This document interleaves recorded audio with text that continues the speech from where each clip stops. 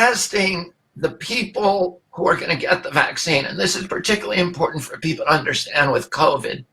And it's something that I want to talk about because it's something that your audience ought to be aware of, thinking about, and looking for as these companies bring forth the new COVID vaccines. We say, were they tested? Are they safe and effective? What does it mean to say something's safe and effective? Well, the first answer and the obvious answer is that the vaccine has to be safer than catching the disease. So you want to make sure that whatever vaccine you use, that it's not causing more injuries than the disease is causing. But the thing people need to talk about is that that calculation is different for every age group and every demographic. So in our country, a child, a young child, has basically zero chance of being injured by COVID. Correct. Zero chance. The injury rates are around 1 in 5 million.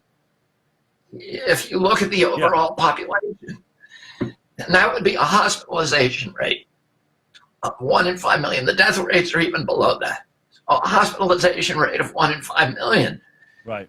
And so you've got to make sure whatever vaccine you give that child has an injury rate that is less than 1 in 5 million. Right. And now the Moderna vaccine injured 100% of the people who got it. So how is it ever to meet that metric? Now, the calculation is very different for seniors, for fragile elderly. And we ought to know the difference between each of those groups, because if you look at fragile elderly, a hospitalization and serious injury and death rate may be as high as 20%. So you would theoretically give them a much more dangerous vaccine if you could, because the calculation changes. You got to make sure, but the injury rate from that vaccine is also going to be much higher in the fragile elderly. The vaccine itself is going to kill far more people.